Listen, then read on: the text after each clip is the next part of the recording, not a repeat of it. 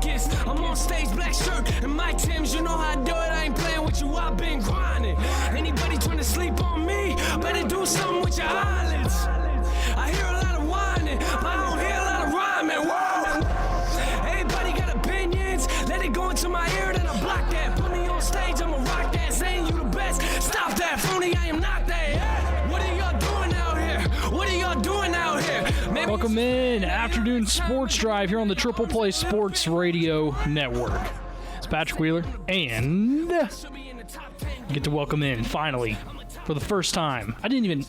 For the first time with me. I didn't even really tease this much because I just wanted to be a big welcome in surprise. Oh, but Robert teased it, so, and it was fantastic earlier. But Zach Lancaster is back, has been on, you actually had my position before.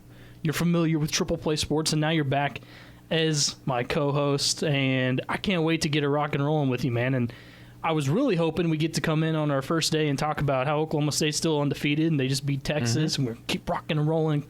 But unfortunately not the case, but welcome back. Yeah, for sure. It's great to be back. I'm enjoying it. It's weird working from 3 to 5. This is my take a break time. Yeah, right. But I'm enjoying it. Yeah, as Robert just said, nap time. That's right, nap time. Hey, if you call this work, I mean, after 3 o'clock though is a little, for me, is too late for a nap. Like, I'm with you on that. My cutoff is like 1:32. Anything after that, I'm up. You'd till never be 4 in the one of those morning. people that would take a nap at like 6 o'clock at night. No, I've done it before. Like, you don't feel good or whatever. Feel terrible. But then you're up till like 4 in the morning, and then you get like 3 hours of sleep, and you're dead the next day. Those people are, and I don't even care if one That's of them. my wife. Really? And she can lay down at 6 and take a 3-hour nap, and then be in bed at 11 and wake up in the morning. Oh my gosh, no. It's ridiculous. That's what I was about to say. If even somebody that's listening right now, I don't care. Like, if you are one of those people, Psychopath. Psycho. There are things that we can label psychos as. You may or may not be a murderer. Exactly. You got some problems there. No offense, but you might. So that's Zach Lancaster. And no offense, but offense. yeah, that's a perfect way to get things going. Yeah. And we have a packed up show today. Obviously, a ton to get to with OSU football. Trey Cobb's going to join us here in about 20 minutes or so, and I know he's got a lot to say as well. He's just as big into Oklahoma State football as ever. Trey listeners, I know I agree with him, but listeners probably, there's a good amount of listeners that probably will not care for what Trey has to say. Right, and that's Trey is the ever optimistic. Oh, okay, yeah. Very optimistic. Yeah, he's been on a few times before with us, and when Jason was here and we talked more baseball than anything. But this will be good to hear what he has to say about the game, because I know he's just like us, has an opinion on everything as well, which is always good. And so we'll get him, and then in hour number 2, Levi Peckinpah is going to join us. We're going to get into some NFL. There was a crazy slate of games going on yesterday. Finishing up tonight, I was giving Tom a lot of grief when I came in because his Giants are about to get manhandled by the Bucs on national television. Yeah, they are. So that should be a lot of fun. And it's not even fun to joke with them anymore because he's just like, I know it's going to happen. Doesn't fire back. And I'm like, Tom, He's been doing that for probably the last 4 years. Because I'd give him grief, and he was just like, well, I mean, they need to tank. That's all there is to it. I guess they have been since that That's point. True. Yeah, it's been pretty brutal. But so let's get into this Oklahoma State game a little bit. I think that obviously we were going in, and the predictions were I had my main 3 things I wanted to see: contain Sam Ehlinger, run it down their throats because we know the run defense have been susceptible to points this year, and then I wanted to see him try to keep the tight ends rolling a little bit. Now, obviously, not all of those came true, but. I think that the defense came in, obviously, we know as the top defense in the Big 12 and one of the best in the country. And if you look at what they continue to do, especially on third down, they're still really dominant in that category. I think there will be a lot of people that, from outside looking in, maybe didn't watch a lot of this game. They see, oh, my gosh, 41 points. Oklahoma State's defense really isn't all that great. When we dive into the numbers and you saw what actually happened, they still played a pretty damn good game. I think there were a couple of times where you'd like to see I think there were maybe some communication mistakes, and we'll get to that here in a little bit too. But the defense looked okay. Offensively, let's start there for the most part, because Spencer Sanders comes in, and I think to call it a roller coaster is an understatement where he's been this season, because he basically started his season last week against Iowa State. And that came with all the talk of, oh my gosh, is Shane going to take over? Could it even be mid-game at some point? Then he comes back out against Texas, and we know that the biggest talk of the day has been the turnover issues, and that's always been the problem with Spencer Wright for the most part. So that's definitely still there. But overall, I mean, I think Spencer still, at this point, is going to give you your best chance to win at that position. And I got to see it all really in one play. On that long scramble he had where he nearly scored. Okay, he showed off the speed. He made a really nice cut on the linebacker and broke that dude's ankles and was this close from getting in. Throwing the football, I want to say this too. Very first touchdown pass he threw to Tylan Wallace on the slant. It's one of the best throws I've ever seen Spencer make. It was crisp. It was on time. He squeezed it between two defenders and put it to only where Tylan Wallace could catch the ball. So before we get to, because there's obviously still some issues with what he's doing throwing the ball a little bit, but before we get to that, I thought those first couple of highlights I pointed out, those were big time. Well, I think, even you look at the entirety of the game, you take away his 3 turnovers, and Spencer had a really good game. Mm-hmm. I mean, he throws for 400 yards through the air. Career best. He gains 55 yards on the ground. A lot of those are negated because he had sacked 5 times. He dropped for a loss a couple times, but that one run you're talking about, that 35 yards, there's a GIF floating around on Twitter right now where it slows it down, and he absolutely destroys the defender and then nearly runs over the ref, but expertly glides his way around the ref and nearly gets into the end zone. I mean, Spencer, and I think you hit on it perfectly. His first game in 51 weeks was Iowa State. I mean, tough matchup, right? You go down, you hurt your thumb against Kansas last year, and that was his, sixth or seventh game last year, I think, is what it was. So, I mean, maybe a little bit more than that. But still, I mean, you set out your entire freshman year redshirting, and then you come in and you struggle, but you're learning the ropes. And as the season went on, he got better. And then against Iowa State, he wasn't great against Iowa State, but he wasn't bad. I mean, 20 of 29, 235 yards. He was okay. 71 on the ground. The turnovers are a problem. But you look at the first one never should have happened, the handoff exchange with Chuba Hubbard. The second fumble there at the end of the first half, it happens. I don't care what quarterback and I'm not trying to make excuses for Spencer. You see fumbles like that in the pocket, strip sacks, all the time. Now, he needs to figure out what that internal clock's doing. He needs to start clicking a little bit faster. The interception was bad. Mm-hmm. Yeah, the interception, he stared at the corner the entire time. Agreed. Never should have threw that ball. And if you need to throw it out.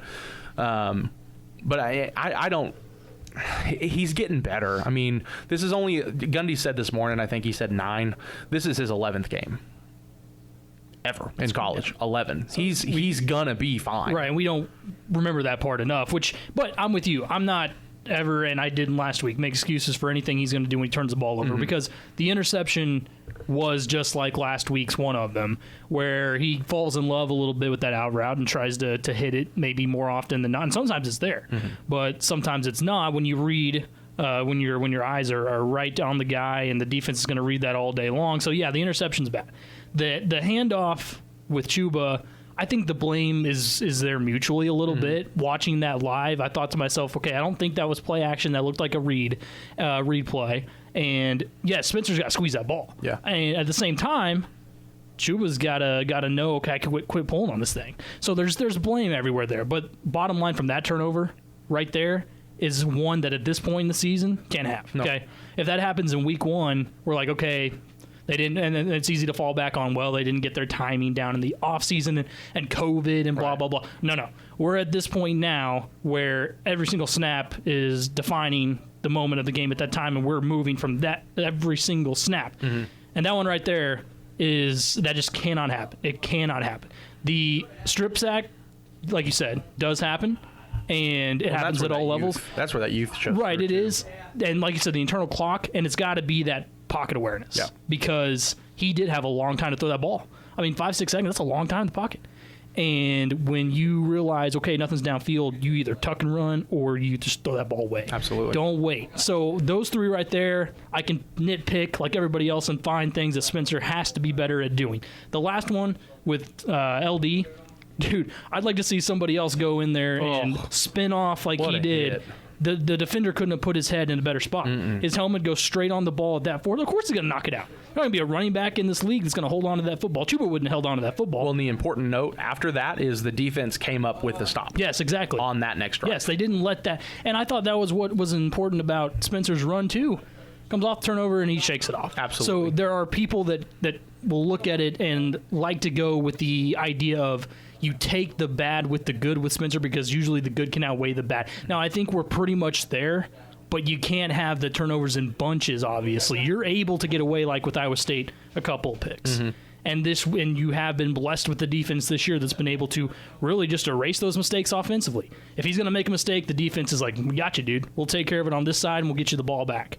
You can't fall in love with that. Now, on this one right here, 4 turnovers, and we haven't got special teams yet, but that type of thing, if you give a short field or any extra possessions to a team like Texas, I know they're down on weapons, and Sam Ehlinger was contained for the most part. But it's still experience with him.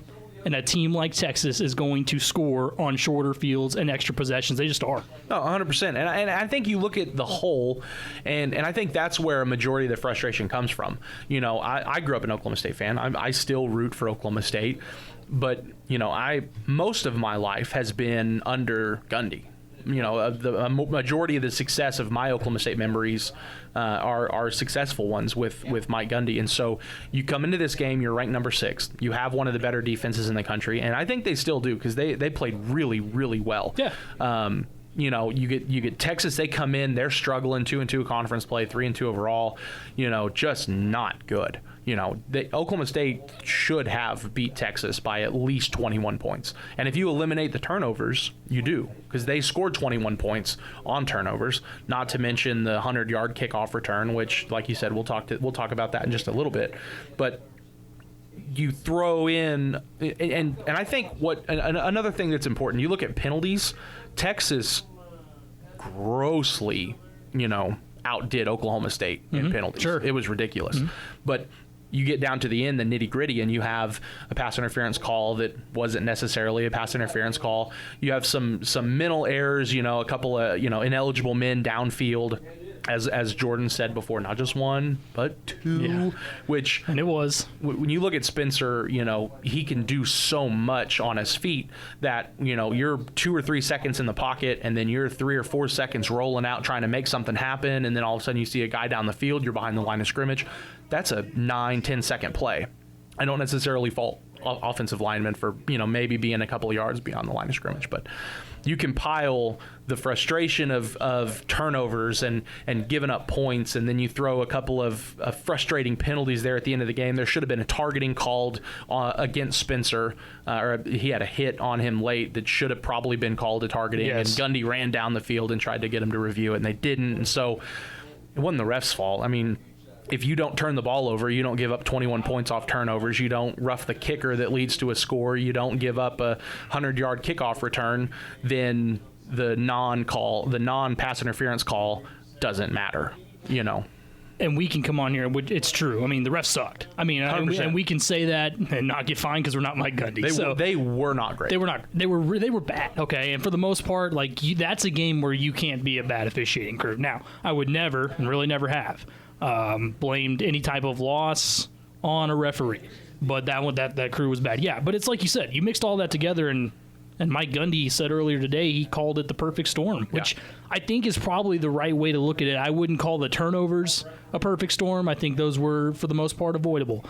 But everything else, like you mentioned, the Jelani Woods touchdown called back. I mean, that right there was going to be. And think about this too with the turnovers. They were all when Oklahoma State had the lead. I mean, OSU Absolutely. was leading. You talk about momentum shifting in this game all the time. Well, they had a two score lead when Texas ran the kickback. Yes, they did. You don't let that happen. You hopefully go out there and a 3 and out, or you get a stop defensively. Next thing you know, they're not able to score, and the momentum stays on your side. And who knows, you might go up 3 scores, and that could be the ball game. Absolutely. You know, so it's really, when you look at those, and there were so many moments, so many that were even just hard to count, that you could pick up at different times that the momentum just kept on shifting. Now, I don't think a ton of people were surprised because that's how OSU Texas has been in the past as well. But this was no different. Unfortunately for Oklahoma State, when you get into an overtime situation, to me, basically, when we knew it was going to OT, I threw out what Sam Ehlinger had done to that point. Which wasn't much. Which wasn't much at all. you know that in a situation like extra time, something tends to come out of stars, okay, on the football field, on the basketball court, whatever. You get that extra free time, it's like, we got to win. And Sam Ehlinger had that, okay? He is experienced, and I think he did a great job personally of throwing away the performance he had in that game and saying new ball game, because it was. He got to go down the field, and he made a great play. Now, he also made I got to say this too, on the touchdown he threw, I think it was the one that ended up giving them the lead, where it was a zero blitz brought on. I mean, Oklahoma State brought the house, okay? They were trying to get to him, and I don't blame them really for that call. I think it was okay at that point because the pass rushers you have been causing trouble all season. Why not? Let's send the house. Let's get it, and you almost did. Sam Ehlinger, something channeled in him. He was able to get out of that pocket, and he extended that play. It's one of the best plays you'll see from a college football quarterback anytime. So I give him credit there as well.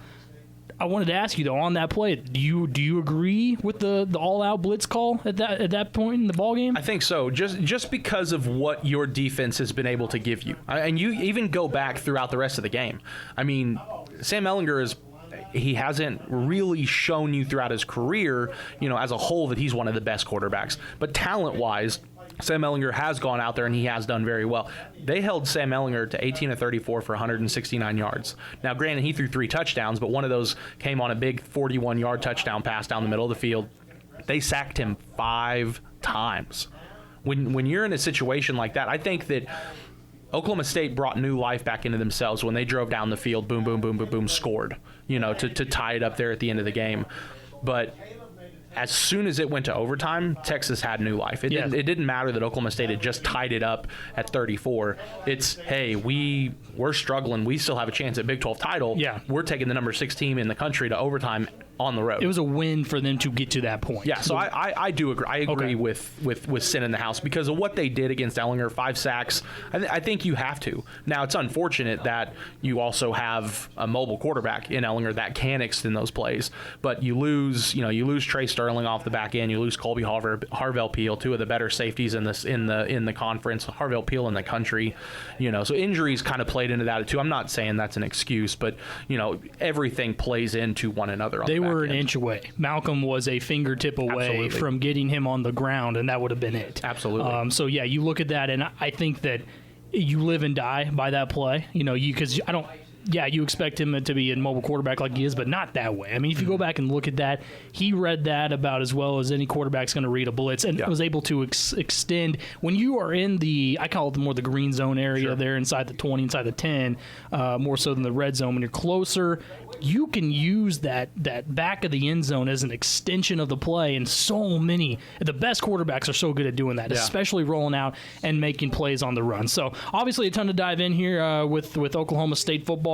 Coming up next, Trey Cobb is going to join the show and give us his thoughts. I can't wait for that personally, see what he has to say. We'll get more into that throughout the first hour into the second and hour number 2. Levi Peckinpah joins. We'll get some NFL talk going on as well. Crazy day in the NFL yesterday. All still to come on the afternoon sports drive with Patrick Wheeler and Zach Lancaster. We're back after this. You can call till your voice is running out, but I can't hear you now. I can't hear you now. I'm somewhere far away where you can't bring me down, so I can't hear you now.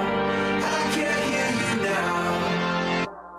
Yeah, run it back, tell them what I'm coming. Welcome back to the afternoon sports drive here on the Triple Play Sports Radio Network. Patrick Wheeler and Zach Lancaster. And joining the show now is former OSU pitcher and now with the Mets organization, Trey Cobb, also a OSU football extraordinaire. Loves to watch it, obviously, and get in depth with it. And Trey, thanks for spending some time with us today, man. What's going on? Oh, nothing much. I'm just down here in Florida for instructional league. We actually just got banged due to some cases, so we've been quarantining since Thursday and headed back to Oklahoma tomorrow.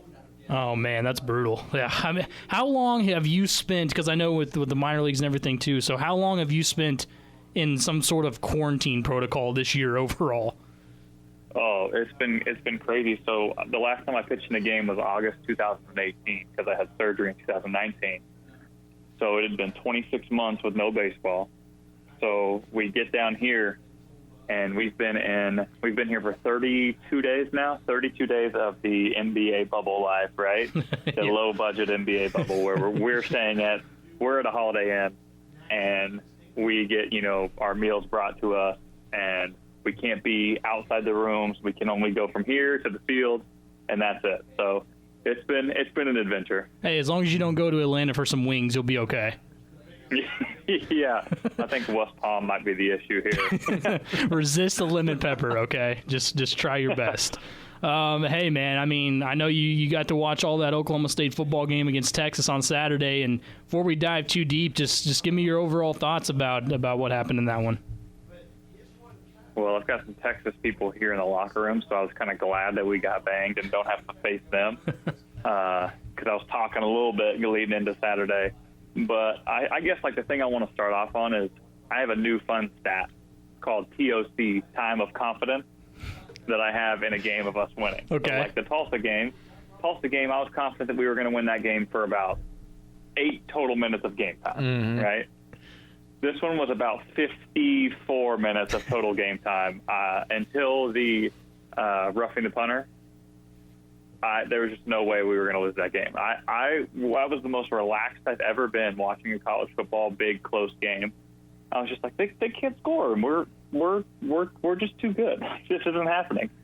And then it just kept piling on, and I kicked my hotel mini fridge whenever the roughing the punter happened. So that wasn't my best moment, but had my teammate next to me in the room next to me check in on me after they scored on 4th down to take the lead too. So, but time of confidence, 54 minutes, maybe 54 and a half, where I'm like, oh, okay, this is funny, but when are we going to, turn it on? I think something that is going to play into the rest of the season, and especially with what you just said, time of confidence, you know as well as anyone that Oklahoma State defenses have never been great.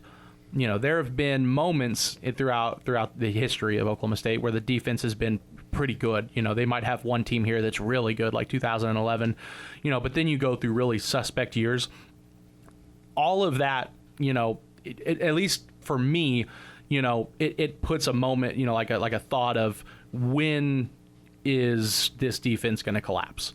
Throughout the whole game, I don't blame more than half the points on the defense. There's just no way the defense can spend that much time on the field, or short field and stop Sam Ehlinger in that offense.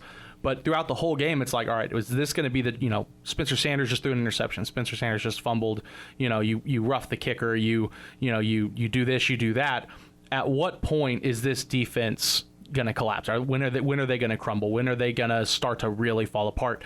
And so far this year, that hasn't happened, and it's really weird for me.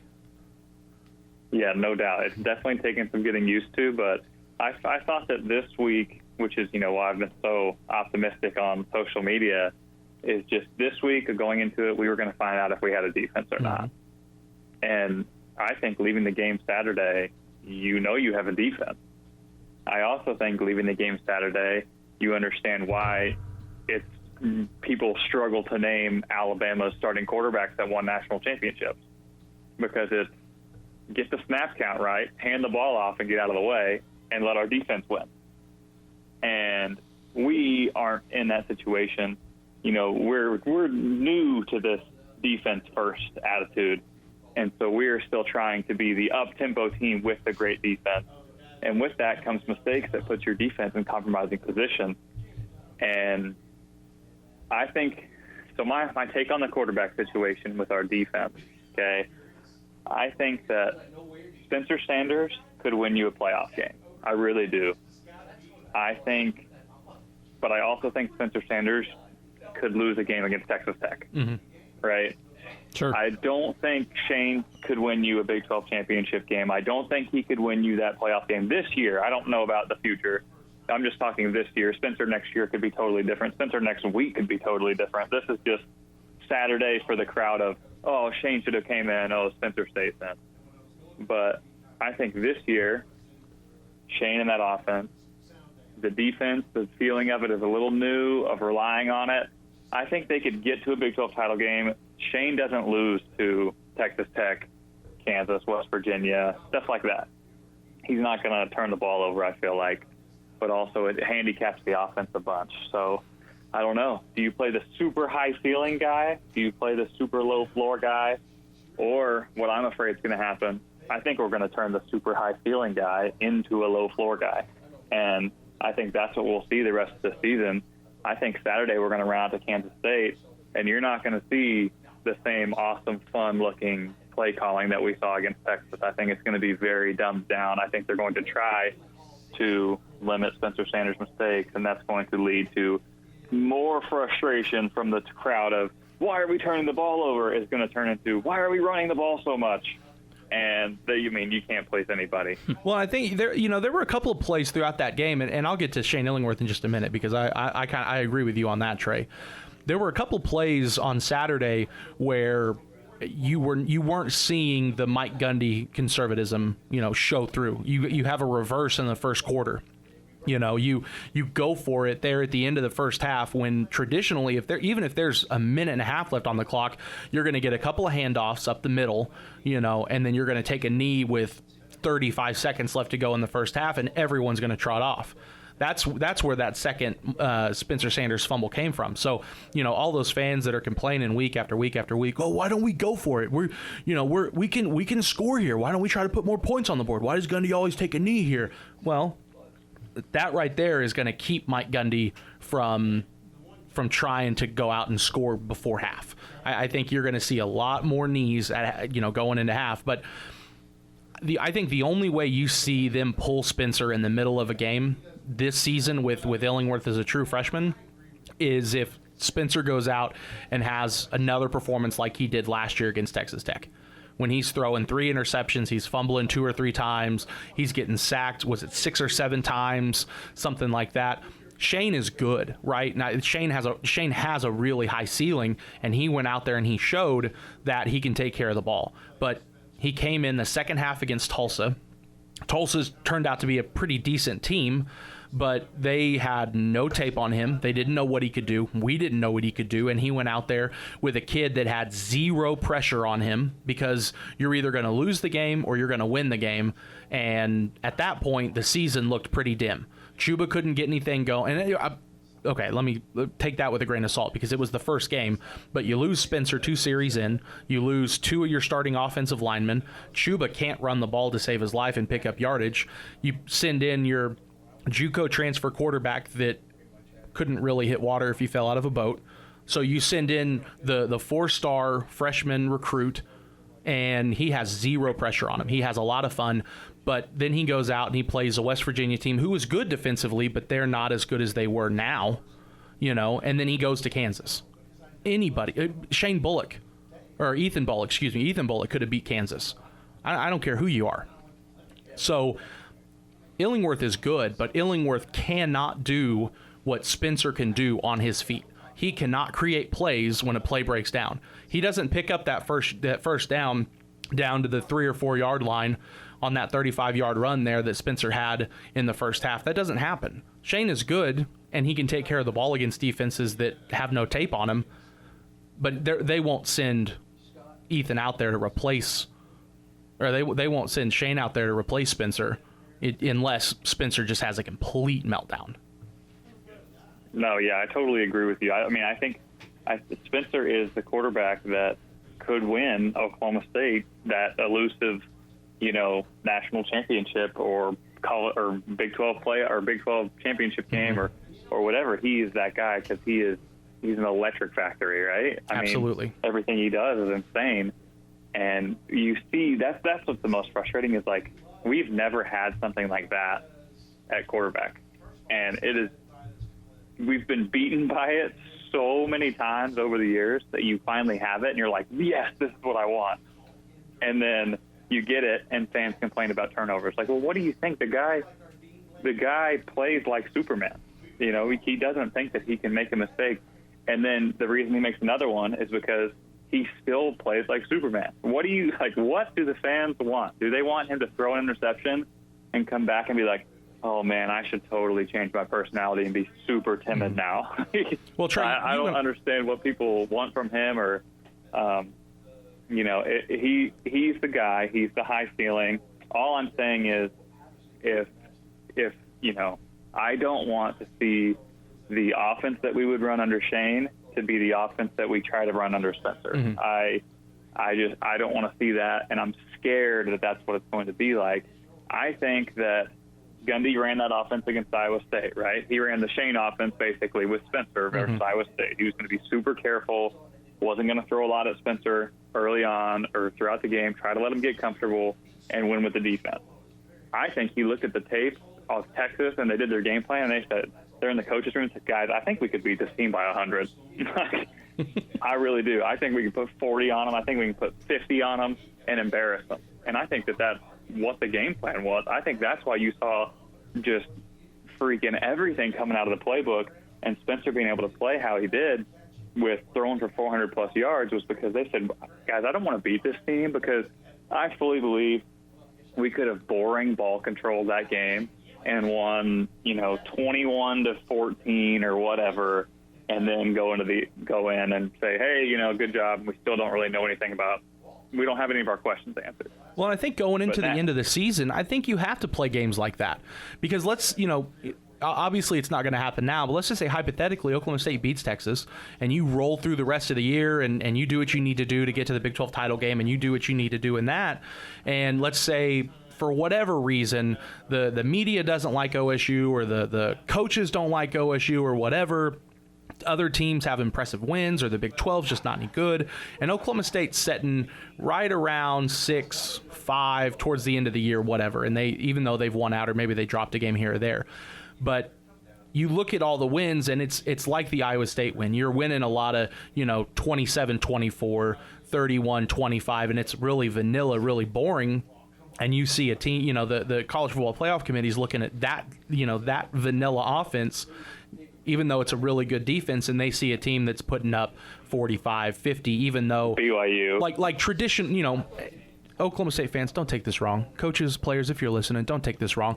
But Oklahoma State teams of the past, like the Mason Rudolph era, where you're putting up, 60, 65 points and you're winning by 23, but the opposing team is also scoring 40, 45, and your defense is just, they're giving up 500 yards a game. That I would rather watch an offense that's putting up 550, 650 yards of offense and scoring 60 points a game than an offense that puts up, an old school offense that's going to put up 300 yards a game and, drag it out, and you win by 7 points and you score 31 points. So I've got a question for you guys. Why do you guys think that, do you think that the playoffs is just dead? Is there no chance for Oklahoma State? Because that is the national media, that's Twitter, is this season is a wash because we lost to Texas.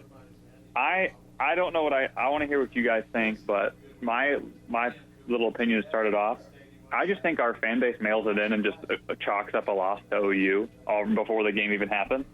So I think they said before the year, we might go whatever and one and beat OU and lose to OU, but we're going to have one loss. So we lose to Texas, and everybody goes, well, there's a 2-loss season. Or do you guys think that if we went out, there's no chance?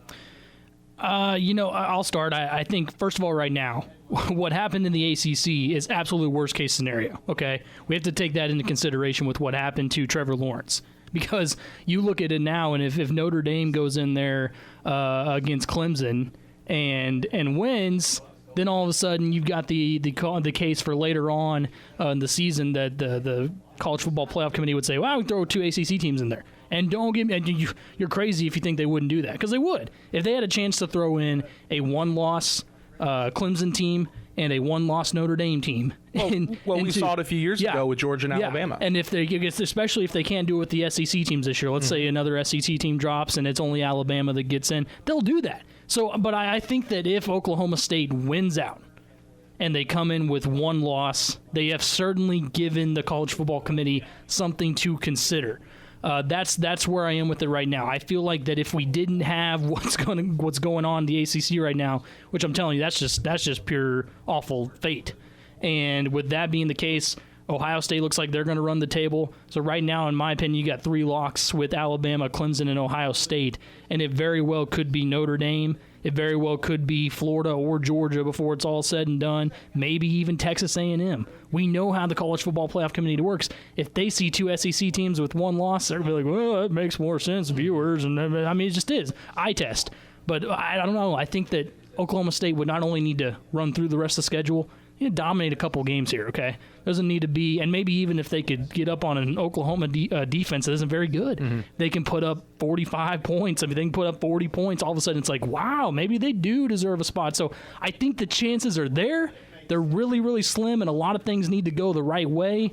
But yeah, Trey, I'm not fully confident that everything's going to fall in place right now to allow that to happen. I would agree with that. I think that, for one, I think that the rankings that came out this past Sunday give Oklahoma State a chance to still make a playoff. The fact that they only dropped to 12 in the coaches and 14 in the AP, I automatically assume, like, as soon as the game was over, I automatically assumed that Oklahoma State would fall no higher than 16. And if that would have been the case, if they fall to, let's say 14 or 15 in the coaches and 16, 17, 18 in the AP, no chance. But then I think, to answer the other part of your question, I think you look at Oklahoma State fans, and this goes back to, the comments with Spencer, does he, do you want him to go all out and put up 400 yards, or do you want him to be conservative and win a ball game or whatever?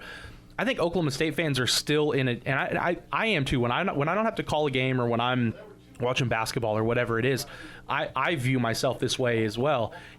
I think Oklahoma State fans are still in a transition period, because Oklahoma State football has only been successful for very, very, very small portions throughout history. You go back to the Neil Armstrong days, the Jim Lukabaugh days, and that was good football. And then you have a very small period, like a year or two in the 70s, a year or two in the 80s, and then boom, you nearly get the death penalty, and you have 0-10-1, and you're horrible. And then Mike Gundy comes, and you get a couple of down years, and then all of a sudden, Mike Gundy is winning ball games. Oklahoma State's winning bowl games every single year. So you still have that, well, Oklahoma State's not any good. Oklahoma State gets screwed by the national media. Oklahoma State gets screwed by the referees and the other coaches and this and that and this and that. They have it out for us. But on the other hand, they're spoiled because Oklahoma State's been so good for the past decade, 11, 12 years, or whatever it is, they want to have their cake and eat it too. And I think when Oklahoma State gets to a point right now, it's no longer, well, the national media is out for Oklahoma State. I don't think Oklahoma State has made it yet, but Oklahoma State is just about as close as any other team that hasn't been there. If Oklahoma State can win a Big 12 title this year, with what they've done with recruiting the past few years, and I know they're not consistently getting 4- and 5-star kids, but they're getting those kids that are on a cusp, or the kids they can develop and turn into Politikoff Award winners, especially with what they've done with the defense this year. If they can go out and they can, let's say they beat Kansas State by 21, and then they have an off week, which traditionally before Bedlam is either going to be really good for Oklahoma State or it's going to be really bad for Oklahoma State, because Mike Gundy has not had success against Oklahoma. OSU, it traditionally has not had success against Oklahoma. But this Oklahoma team is rather up and down. The offense is good. The defense is not. The offense struggles. The defense doesn't. So if OSU can go out and they can beat OU, then I don't think that's the hang-up. For me, that's the one hang-up on the rest of the entire schedule. If Oklahoma State can beat OU, they should not have any trouble the rest of the year. And I think if that's the case, they make that Big 12 title game, because they've lost one game. That's the thing. They have lost one game. Iowa State is up there, and Kansas State is up there. Well, if Oklahoma State take care of business on Saturday, they're back in that conversation. Who does Iowa State have this weekend? Do you guys have a schedule in front of you? Yeah, I'd have to check. But that's the thing, is if OSU can beat Kansas State, then all of a sudden it's 2 teams again, and then if you beat OU, you're back in the Big 12. You're back in that Big 12 title talk. I want to see Texas run the table, which won't happen because they're awful. But I want to see Texas run the table and us meet them in Arlington and beat them by 100. And then, boom, I think that's our best argument for getting in, is to run the table, beat them in Arlington, and show the national media and say, okay, guys, I know most of you guys watch this game, which I think is the reason the drop was only to 12 and 14 because I think people actually watched like, oh gosh, like that team is way better than them. Mm-hmm. Play them, erase all doubt, and then you might have a chance. But what reminds me of this part of our program that we're in, the Mason Rudolph era, the Spencer Sanders now era, it feels like that early 2010s Clemson, right? Mm-hmm. Remember when Clemsoning was a thing? Absolutely. When it was like, oh, you have the Clemson hyped up, big games lost every single year. And so you're saying that Oklahoma State's going to start winning Heismans and national championships in the next few years? All I'm saying is the similarities between the two programs, just geographically, color-wise, color scheme. They kind of start. Dabo and Gundy were kind of came in around the same time. They both are big culture builder guys. Seem very down to Dabo built earth. that place up with three stars, Absolutely. and now they get whoever they want. Absolutely. And I think that we're starting to see that trend of more kids wanting to come to Oklahoma State because it's Oklahoma State, and not wanting to come to Oklahoma State because Texas didn't want them. And I've said that the past 3 or 4 years, and I'll let you go here in just a second because I know you got something to say, but. Like you go back 3 years and Mike Gundy said we are 10 years away from consistently being a top 10 program. Like you come into the season thought of as a top 10, not ending the season as a top 10 team. We're now into the era of kids that have only known recruits, high school kids that have only known Oklahoma State success. You look at Spencer Sanders, you look at Chuba, some of the other seniors on the team, Josh Sills, he doesn't really count because he's a transfer. But you look at the older kids on the team, especially the past 2 or 3 years, and those kids probably have memories if they grew up in this area of Oklahoma State really struggling or winning 6 games in a year or 5 games in a year. The kids that Oklahoma State are recruiting right now in the 21 class, especially the 22, 23, as much as it really hurts me to say this, are all born in like 2003 and beyond. There are no more 90s kids. There's no more early 2000 kids. Ugh. It's depressing, right? It is. But these kids are born in like 2003, 2004, 2005. They've only grown up with Oklahoma State success. And so I think you'll see that translate into talent in these recruiting classes. I think you're right. I think you're spot on there, Trey. It's just program building is a slow build, and you usually have to see what's happened over the years is when a program is building in a conference, one giant is falling. So when you saw Saban really starting to build in Alabama, you saw LSU and Les Miles start to tank. Mm-hmm. Same thing with Clemson. Dabo starts coming up, Florida State falls off. And you're seeing this everywhere. Ohio State goes on their huge run in the 2000s, mid 2000s on. Where's Michigan? Where's Penn State? And I think that is what we're seeing. These last 3 Oklahoma teams going into the game has been, man, these guys are really beatable. And we haven't thought that ever in my lifetime. Where you go into a game the week of Oklahoma and you think, I think we've got a shot, And it's starting to trend that way. They're really struggling recruiting the defensive side of the ball. And I think that Gundy has figured out their defensive recruiting strategy under Jim Knowles and saying, I think that Knowles said, just go get me every guy that can cover anyone and that's an athlete, and we'll make them into safety, and then we'll put them anywhere. Just go get me 30 safeties, and we'll put weight on some of them, and some of them will make corners, And I think that, like with that recruiting strategy, I think they've figured out how to cover people in this conference where people are still struggling to figure it out. And it'll be really interesting to see over the next couple of years because if Spencer Rattler, he is an incredible talent at Oklahoma. He really is. But he also is that electric factory that struggles to take care of the ball. Their defense cannot afford for that to be on the field. Well, you heard it here first. Oklahoma State, the next Clemson. What? Said you heard it here first. Oklahoma State, the next Clemson. I'm saying it right now. We're the next Clemson. But in 2030, we're going to be rolling everybody. We're going to get 5 stars left and right. There's going to be a upper deck on top of Boone Pickens Stadium. Hey, they built it to accommodate it. Yep. We'll start pulling in all those OU fans that never went there. They're going to be OSU fans, and there you go. It's going to be electric. And we can go back, check the tapes. Whatever today is, November 2020. I said it. Yep. We're next Clemson. I recorded. Don't worry, Trey. We'll have that audio. The best thing out of 2020. That's right. Trey, man, thanks so much for joining us. We never have enough time, but appreciate it as always. I'm sure we'll talk to you pretty soon. Yeah, thanks for having me on, guys. All right, thanks. That's Trey Cobb joining us here on the Afternoon Sports Drive, Triple Play Sports Radio Network. When Zach and I get back, we'll end up hour number 1, wrap it up here real quick, and then hour number 2, Levi Peckinpah is going to join. I'm sure we'll get more OSU football going on. Get into the NFL. Also, the coming hour number 2.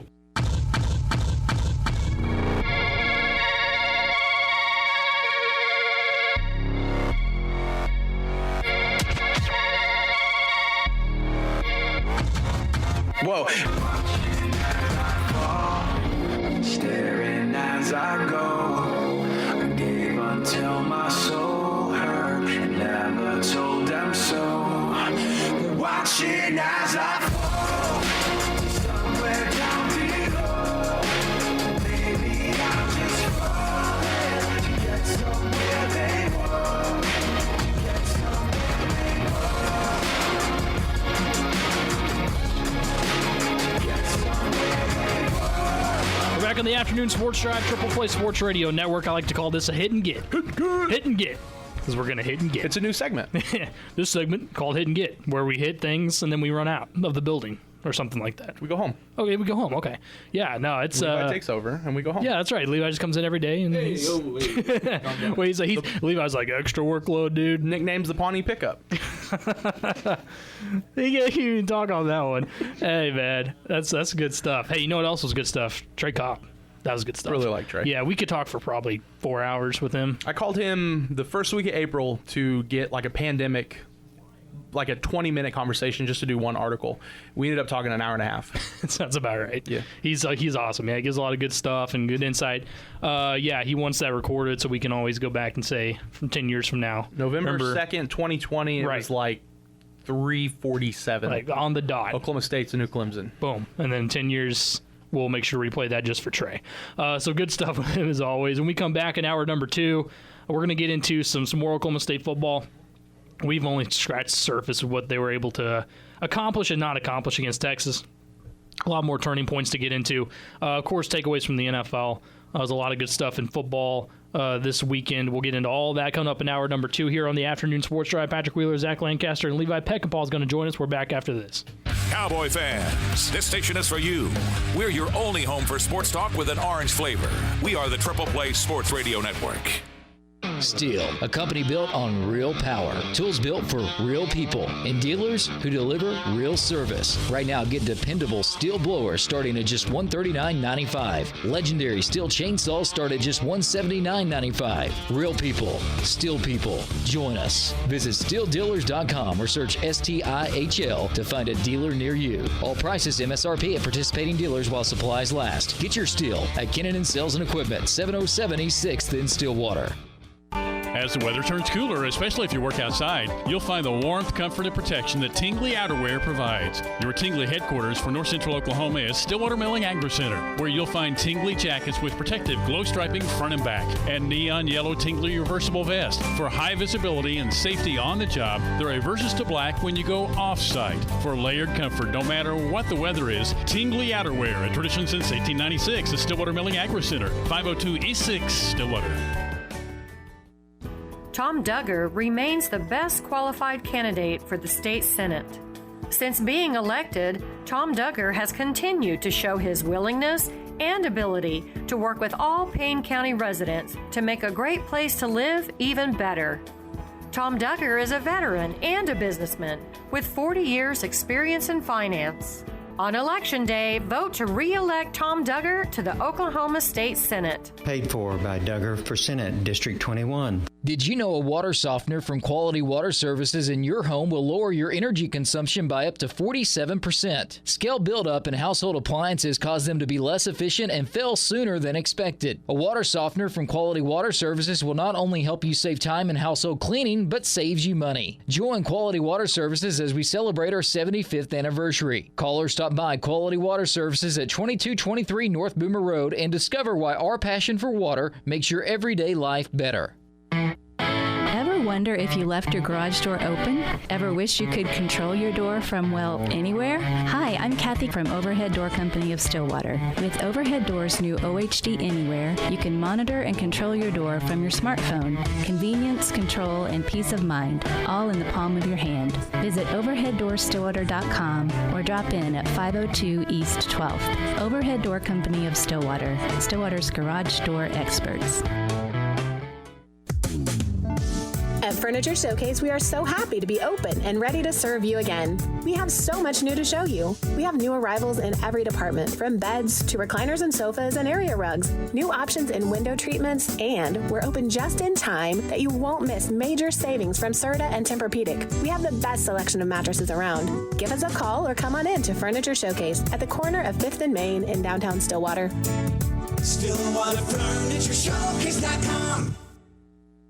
Robert Allen with Ken Houck of the Houck Agency. You know, more than ever, employee benefits are key during this pandemic. Robert, you're always mentioning what Bill does for you guys at Team Radio with employee benefits. Our agency's been helping businesses from 2 employees to 1,000 since 1955. So if you're not satisfied with the current plan, or particularly the service you're getting, why not give us a call and let us show you why our service after the sale model is not just words. Call 372-5343 or outside Stillwater, 1-800-543-8588.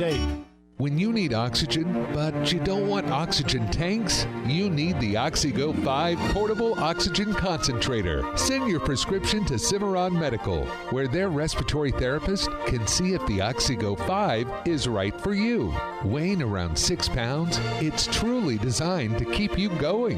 The Oxygo 5, now 10% off at Cimarron Medical, west of the Stillwater Medical Plaza on 12th Street in Stillwater. Sale does not apply with insurance. KOSB, Perry Stillwater. KOKP, Perry Stillwater. KOKP, Blackwell, Ponca City. It's Triple Play Sports Radio, your home for live and local sports talk. The NASCAR Cup Series Championship 4 is set, with one driver winning his way through to Phoenix. To have to perform, to go perform, to win the race, and lock ourselves into Phoenix. And the most dominant of the season falling short. They aren't won the same way that Earnhardt and Petty did. You have to put together a few weeks, and we didn't put together these last few weeks like we needed to, and just came up short. That's Chase Elliott and Kevin Harvick, and my name is Brad Gilley. Welcome to Texas Motor Speedway's Total Access Today, presented by Ashley Home Store. Chase Elliott will join Brad Keselowski, Joey Logano, and Denny Hamlin as the 4 drivers that will contend for the NASCAR Cup Series Championship. The drivers who did not advance include Kevin Harvick, Alex Bowman, Martin Truex Jr., and Kurt Busch. For Chase Elliott, after the race, he talked about the most special thing, not just being the win, but to be able to win in a clutch situation. This is a big moment for us, having to perform in a tough spot where we had to and didn't have a choice. I think that's something we've been missing as a team and something we haven't been able to achieve over these last handful of years. So to be in the position we were in tonight, to have to perform, to go perform, to win the race, and block ourselves into Phoenix and have a shot for a championship, these are all moments that I've never experienced, and moments that we haven't done yet. Over the Xfinity Series, Chase Briscoe, Justin Allgaier, Justin Haley, and Austin Cindric will contend for the title, and Sheldon Creed, Grant Enfinger, Brett Moffitt, and Zane Smith will go for the Truck Series championship. And don't forget, 2021 Texas Motor Speedway season tickets are on sale now. The opinions and views expressed by the host and callers on the Triple Play Sports Radio Network do not necessarily reflect the views or opinions of the Team Radio Marketing Group. Feel like I'm gonna puke, cause my taxes are due. Do my password begin with a 1 or a 2? Been a hell of a ride, but I'm thinking it's time to grow. Metronome. Man, I'm up to something. Ooh-dee-la-dee-do, thank you all for coming. I hope you like the show, cause it's on a budget. So ooh-dee-la-dee-do, yeah, come on, here we go, yeah, come on. Here we go. Welcome into hour number 2, the afternoon sports drive on the Triple Play Sports Radio Network. With Patrick Wheeler, Zach Lancaster, Levi Peckinpah's in the house. Basically a party now. Woo! Pawnee party. The Pawnee party. Are you just going to slap Pawnee onto every P word before? Yeah, for sure. Okay, fine. I like it. What's wrong? You're just repping all the time. Yeah, I mean, always repping, but really. Really, yeah, really. Mm-hmm. Yeah, anytime you come in here, it's either going to be us trashing your pathetic Cowboys or Pawnee. So, now you know. Right. No, so yeah, we want to. For those of you that might not. Yeah, we want to make sure before anyone calls in, what'd you just say about Oklahoma State? Chill. It's not like that. Just puff up the chest a little bit. It's not like that. Now, I'm sure there Pawnee are. puff. Poor Levi. Now it's a Pawnee Palooza in here. I'm sure there are many people that are plenty ready to vent and are still upset with the way things went down on Saturday. I thought that's why you brought me in here. It partly is. It partly is. I'm going to get your takeaway from it because Zach and I talked about it a little bit in the start the show with some of the, like, you take a lot of good from Spencer and then you take sometimes a lot of bad. So it kind of reminds me, I was thinking of an analogy today. I was like, what can I compare Spencer Sanders to? And to me, he's like your favorite alcohol. Okay. I say that because when you're drinking it, it's awesome and it's great and it's doing a lot of good for you at the moment. But you also are aware that it's probably going to come back to bite you at some point. That's kind of what Spencer is. Well, and I think the biggest problem with that is I would say that there's more good to Spencer than there is bad. Okay, yeah, I think that's fair. Yeah, 75, 80. Maybe I don't know the actual percentage, but like there's a lot more good to Spencer than there is bad. But the problem with the bad is it's not like the worst thing to ever happen, but it leads to something that's really detrimental. The interception that leads to a score, the strip sack that leads to a score. It's the bad at the worst time. Yeah, the bad is just so magnified that it's not necessarily the bad outweighs the good. It's just that the bad is so much worse than the good is good. The bad turns into it's almost like light jabs and then a Mike Tyson punch. Sure. I think you just want, at this point, a lot of people are looking for consistency in the positive direction, right? I mean, I think that's kind of where people are at this point. It's like, okay, here we go again with the turnovers, and then that's where we are. But I want to look at something too before Levi, before I get your thoughts. I thought that this was interesting. One of the touchdowns that on the deep shot that Texas scored on. If you go back and watch that play, you see the move at the line of scrimmage, and it looked like Christian Holmes, and I think it was Rodarius. I have to remember who else was over there. But does that sound right? Yeah. I think it was Christian that got burned. It was Christian that got burned. And the reason, if you see them, they switch, and you almost like you do in basketball. You switch off on the defender, and I saw that and I thought that's not gonna be good. The second I see them and that guy goes in motion, I'm thinking that doesn't, and he just burned him straight from the line of scrimmage, and it looked like a bit of a communication issue. That's something we haven't really seen because the defense physical play this season has been really dominant on the field. Yeah, but my goodness, he was burnt toast, and it was from the line of scrimmage. And we haven't seen, I think it was a mixture of miscommunication and also just there's a couple plays where, as a defender, you're going to get burned occasionally. Real Pawnee problem. It was a real Pawnee problem for Levi there. It really was. Just walked right into it, man. But, yeah, I mean, and you also got to think about it. It's kind of has to do sometimes with another problem that Oklahoma State runs into, the Pawnee problem that Oklahoma State runs into. And it definitely happens when you have a lot of turnovers, the pacing. That is something that will go and bite Oklahoma State in the rear end almost every time because the defense, they are the thing that made sure that this game didn't go completely out of control. But when there's constant turnovers, 3 and outs, mismanagement of time, you always put the defense in really terrible situations. And so you might occasionally get a guy gassed or just in the wrong place at the wrong time. And you have a spot where, Christian Holmes turns into burnt toast and looks like he's ready for a morning breakfast. Well, and you're going against an offense, and it was weird to see an offense move that quickly, against the Oklahoma. Like, you get Mike Yursich over there, and Yursich is the master at just boom, boom, boom, boom. Not subbing out players so the defense can't sub out. You got to burn a timeout if you want to slow them down. And you look at and this is what I find so crazy, that the problems that Spencer has right now heavily outweigh the good, in that the offense, or the Oklahoma State defense, allowed only 17 first downs for Texas. And then Texas was it like 3 of 14? Yeah, 3 of 14, 3 of 15, I think. 3 of 15 for on third down. They total yardage, Texas had 287 total yards. They netted 118 rushing yards, and Sam Ehlinger threw for 169 yards.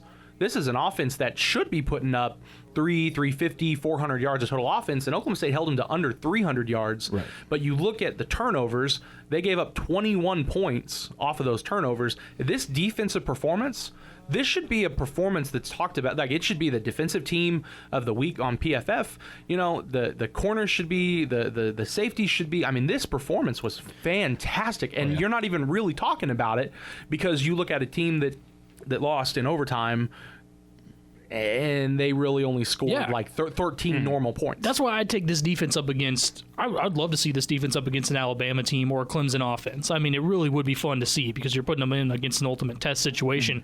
Texas, offensively, you were putting them in an ultimate test situation with the Big 12, averaging 45 points. I mean, they go out there and they can score at any moment. So, and then when you said that yardage total, people would look at that any time and say, that's a great day defensively. Absolutely. You think you win that game 9 times you out should. of 10. You would win that game 9 times out of 10. This is the 10th. Yes, it is the 10th. It was turnovers, but the other thing we got to get to as well with the special teams. Absolutely. We look a lot, and we overlook special teams a lot. We take it for granted because, first of all, a lot of times we don't see a lot of kick returns anymore anyways. No. So we kind of look past that, and that's why when one does happen like it did against Oklahoma State stands out so much. How do you allow a kick return for a touchdown? So there's that, and then obviously the block punt, attempted block punt that results in a penalty was detrimental as well. But the kick return, if you heard Gundy this morning, I mean, he's talking about, well, we had a couple guys out of place and a couple guys that missed a tackle. And while that's fine, but we look back at what it was, you and I were mentioning in the first hour, the momentum shift. As you said, they were up 2 scores. If they had made a stop on that kick return, and who knows, the defense, the way they're playing, most likely gets the ball back, then all of a sudden you're possibly up 3 scores, you go down and score. I mean, and that could be the game right there. So absolutely. The way that it shifted momentum at that point, it's hard to come back from. Well, and you look at Oklahoma State, they had like the last big special teams moment, and Robert's out there, he might correct me on this, but like for me, looking back through the years, like the last big Oklahoma State special teams moment was Tyreek Hill and Bedlam back in 2014. Oklahoma State went through a period where they weren't great on special teams. There were a few years ago, I think it was Stoner, he was fumbling punts, dropping punts, stuff like that. So you go through a bit of a lull, but Oklahoma State traditionally has really, really good special teams. But the past 3 or 4 years, they've just gone out there and done their job. It hasn't been electric. It hasn't been explosive. There have not been, like this season, I've seen more attempted punt returns from Oklahoma State than I have in like the last 3 seasons. Because typically it's, well, we're just going to do enough and we're going to fair catch it, and that's where we're not going to turn it over. On kickoff returns, we're either going to take a touchback or we're going to try to get it to at least the 20, the 25. It seems like they do just enough on special teams. So when you see a snafu like that, you see a rough in the kicker, that doesn't happen often. Oklahoma State doesn't traditionally give up kick returns, so that's another nail. I mean, it was weird. And Levi, real quick, I just want to say, I heard some people talking earlier today too about, why is the ball not getting kicked out of the end zone? Why is there even a chance for them to return? There's like 40-mile-per-hour winds. And it doesn't matter. You shouldn't have to kick out of the end zone every time you are going to stop a guy returning a kick. Like you're, again, another 9 out of 10 times thing. And it just happened to be this situation where, there was a couple guys out of position, and there was some high tackles, and guys kind of got frozen. If you watch that replay, there's a couple guys that were frozen on that field that didn't move quick enough. But I don't need that type of excuse right now. Yeah, definitely. I mean, and I saw some people were also giving the excuse of, oh my goodness, why haven't we signed the special teams coach yet? And it's like, well, here's the thing. We haven't had to deal with this for several years. I'm with Zach on this. We've barely seen truly, special teams wise, there be like any like huge advancements. It's kind of just been like, we're going to do the minimum, get our guys on the field, we'll fair catch it, and then we'll send the offense out because the offense is going to do what it do. Well, and you're only allotted, 10 assistant coaches? So you like, special teams nowadays is not like special teams 10 years ago where you're going to send someone out there and they're going to run back 2, 3, 4 punts a year, a couple of kickoffs.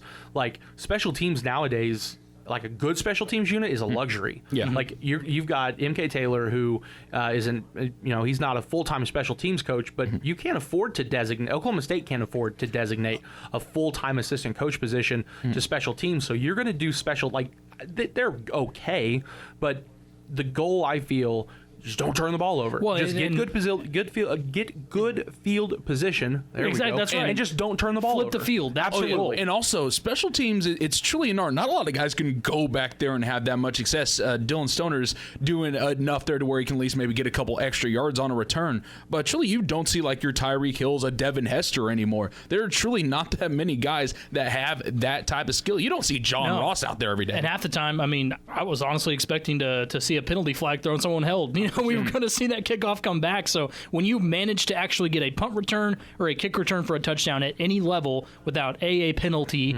or just happening any time, it's like the biggest shock ever. So that was the issue there. Obviously, that was a momentum shifter. But then the biggest one comes from the attempted block on the punt. Now, here's my problem with it. As I was telling Zach outside of the studio here before the show, I understand, you want to bring pressure on the punter. I get it. Because, you may occasionally get a finger on it and he may slip up. There's all this whatever. But at that point in the game, I'm not calling the block punt. I'm calling let's get our normal return team ready to go. Let's get the ball and be sure that is our number one goal, is that we get a clean punt from this guy and we get a clean return or fair catch or whatever. Let's try to actually get the ball back and not let Texas have the opportunity to drive down the field. You know, the thing that we were having a hard time doing the whole game. I think if you just apply pressure, I can just basic pressure. I can understand the reasoning. I get it was 4th and 22, and you were doing well, but I understand the need for pressure. The punter was kind of rattled a little bit. The past 2 or 3 punts hadn't been great. So I get, let's do a block. Send pressure, but there's no, and I think Woodruff mentioned it. Kanayan was stumbling almost off the line. He was. But go left. Yeah. Don't put at that point, just fall down or go left. Don't try to stay up. You can't, I understand he's trying to put the hand up, trying to block.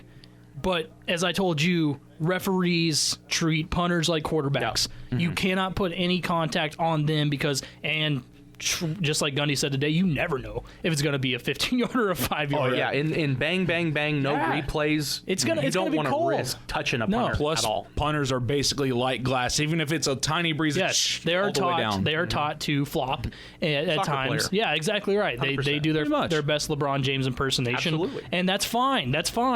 But smart.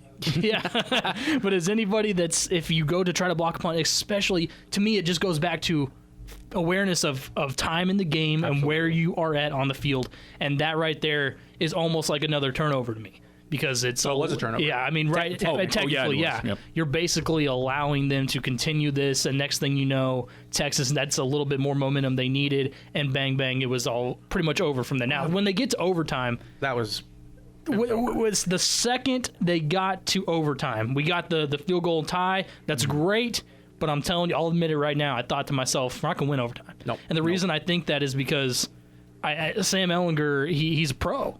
I mean, was it like 34, 35 games now? Yeah. Something like that? Yeah. I mean, he lives for moments like He does. This is where he shines. You could do what you did to him the entire game. You could keep him under 200 yards, and you could pressure him and all this.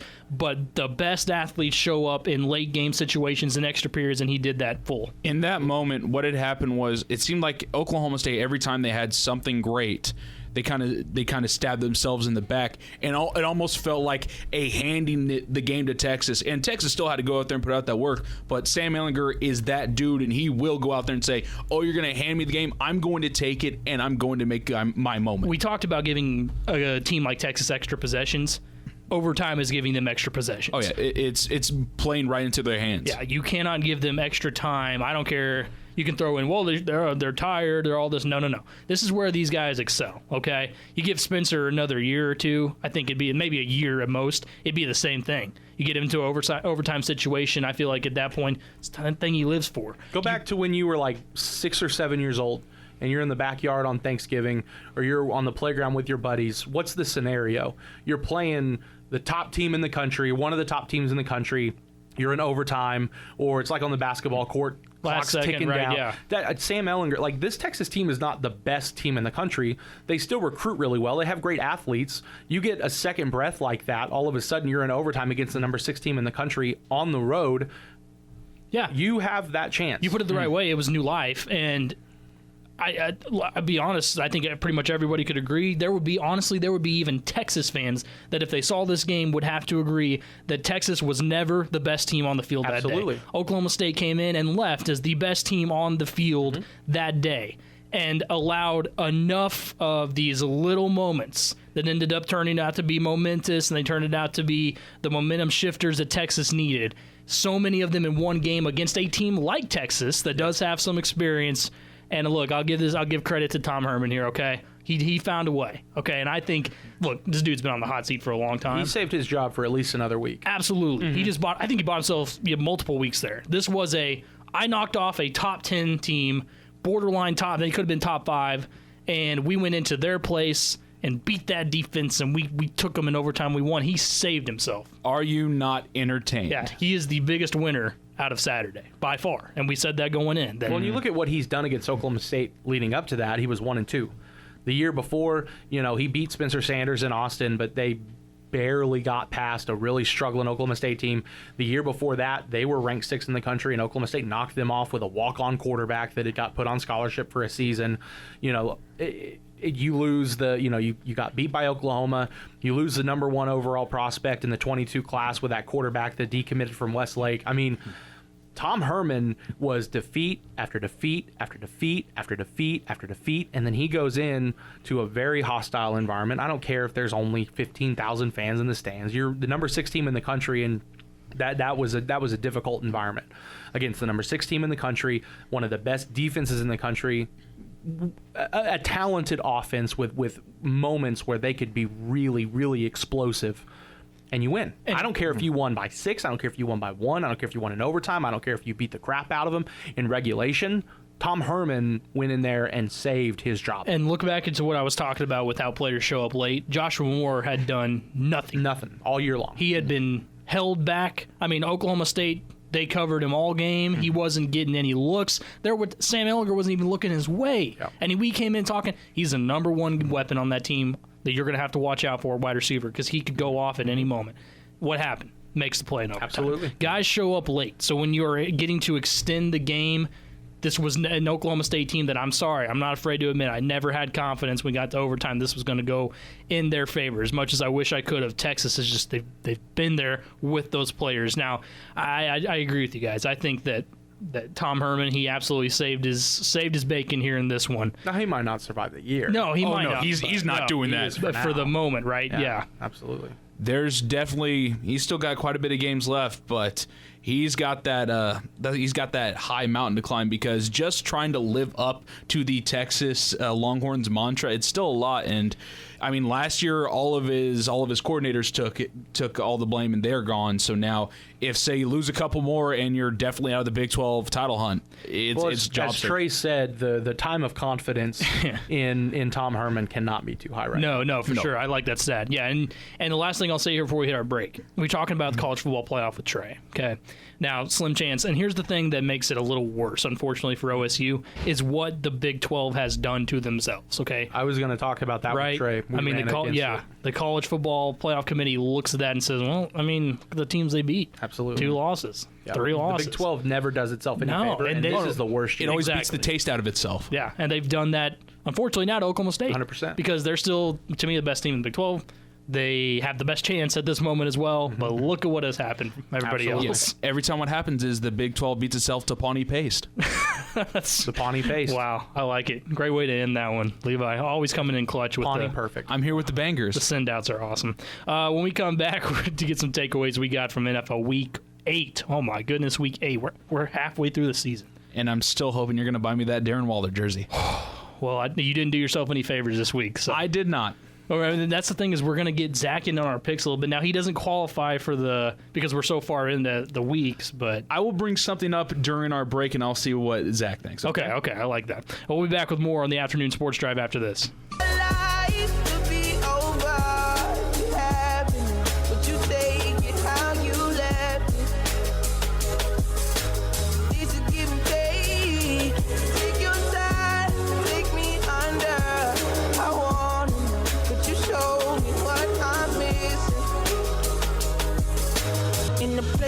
Southern California, running in the streets all day. I guess some of us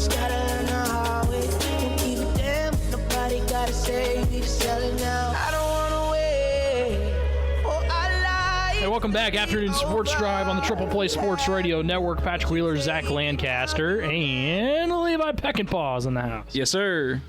Oh man, we got to get into this NFL craziness. The picks are. Yeah, I really need an intro for Levi. Yeah, come on. Yeah, if you're in here enough. It is. I mean, I'm in here like way too much. What we'll do is we'll just get like some techno music, and we'll just have the big voice go, Pawnee Peckinpah, Pawnee Peckinpah, and that's it. That's really all it's going to be. Hey, I got a text from Jordan. Need to send some stuff in. That's big an voice. in and an out. I got some stuff saying we need to send stuff to the big voice guy. I mean, we can just send it I also off. like the idea of like a visual thing for Zach and I when you walk in, like lights off. We got like strobes or something going on. It'll be like Alabama or something. The lights change colors. And, yeah. What, does this turn into like Saturday Night Fever in here? Levi Peckinpah. Yeah. Yeah, I like that idea. Okay, that sounds pretty dope. We'll get a couple of subs so the walls will rattle. Yeah, man. I don't want to hear. We're just gonna write this off for the station, by the way. So it's tax write-off. Exactly. Oh yeah, I don't want to hear Robert complaining and you just hear him like complaining in the middle of a story. We'll shut the door. Yeah, it'll be fine. I don't know if that'll work because you'll just that door's soundproof. Yeah, it's fine. This is a studio. Absolutely. Soundproof. I don't know. Trying to say it's soundproof. Pawnee professionals. It might disintegrate the door. Honestly, touche. It really could. I mean, I just like that idea. I really do. But I don't think we have the budget. Well, it's a tax write-off, Levi. It's a tax write-off. Okay, fine. Take out a loan. It's tax write-off. Yeah, we can do it. I like the idea. The bank will never know. They'll never know what hit him. Nope. I would like you guys to know that Kansas City came into their game yesterday, and I like to think of the New York Jets as the scene in the newest Joker movie where he's painting on the clown paint and crying. Yeah. Oh, I thought that was just being a Dallas fan. Well, it is too. I mean, there's a lot of things, in them as well. But the Jets, imagine every time before they play, just going out there knowing, well, here it goes again. I can see the players with their tubes of eye black, standing in the bathroom crying while putting it on. Yeah, I'm wondering if because Avery Williamson got traded, if he was like doing it, but also like laughing and crying at the same time. Did you see was it Instagram or Twitter post that he put out? It's him standing in New York City on the streets with his thumb out, full uniform, like he's hitchhiking to Pittsburgh. It was great. That's awesome. Yeah. Yeah, that's, you come into this one against a Jets team that I think, last week against the Bills, they made a couple of plays in the first half, and Sam Darnold actually looked slightly competent and was running the football a little bit, and everything looked, but then the second half they fell apart. They come into this one with the Chiefs, and the Chiefs were a 20-point favorite. Surpassed that easily. Back-to-back weeks where Kansas City has been able to sit their starters, so that's always a good sign. 35-9 victory, and I think, honestly, Patrick Mahomes throws for, 5 touchdowns. I think, honestly, and this isn't just a Homer Chiefs take, he's quietly moved back into the MVP conversation just a little bit here. 1 interception, and I mean, right? Well, I mean, to me, it's like he's never really. No, he's never. But to me, the way he's played this year and the way the Chiefs played, hasn't it been sort of a quiet type, really productive season from him? We love how good he's been in the first year he came in. It was just like, wow, he took over, and now even in this type of season he's having, it's so easy for us to just look at this and almost take it for granted. Like, it's 5 touchdowns. All right, so is it kind of? And this is just a question for you because I don't pay enough attention to the NFL, but to me, Patrick Mahomes kind of has that LeBron type of image. Not that he's the greatest to ever strap it on and to go out there and to play, but LeBron's numbers year in and year out, if we're going off of fairness, LeBron probably should have won 10, 11, 12 MVPs by now. But because he's so good, you almost have to be like, all right, well, you're going to put up 20, and 9 every single night. So we're going to look at number 2. We're going to go look at number 3. We're going to look at this off guy here, because you look at his stats. He's second in passing yards. He's second in touchdowns. He's first in interceptions with 1. He's first in QBR. He's close to 2,400 yards through 8 games of the season, or I guess it'd be 7 games of the season, depending on where they're 6, I guess, depending on where their bye week is. But is that accurate? Is that fair to say that he kind of gets a LeBron treatment because he's so prolific? It's getting to that point. I think a lot of it has to be with. I'm sure Casey Kendrick loves this conversation. He absolutely does. Well, and it's getting to that point because it's one of those every single week you're like, we expect it, and if it's you know, when he goes out and throws for what he did against the week before and throws for 200 yards, and it's like, okay, he didn't even have to do anything against the Broncos team. Throws an average game. Yeah, and everyone's like, oh everyone's like, what is he doing? What is going on? So yeah, that factor it's there. But I think a part of it is also the way he has reinvented what a quarterback can do. Mm-hmm. So that being thrown in there as well, it's so easy for us sports fans to really just adapt and get so used to great performers consistently performing great that we forget week in and week out that we should be watching where we are, watching MVP talent. For sure. Oh yeah. Patrick Mahomes is definitely up there for the MVP candidates. But he's not number one, baby. He is not number one. I agree. It's my boy, Russell Wilson. Yeah, he's still playing lights out, no doubt. This dude is next level. And then, I mean, just to finish up on the Chiefs, it was Le'Veon Bell coming back. I think everyone was hoping for a revenge-type game for him, and he was going to get in there and dominate.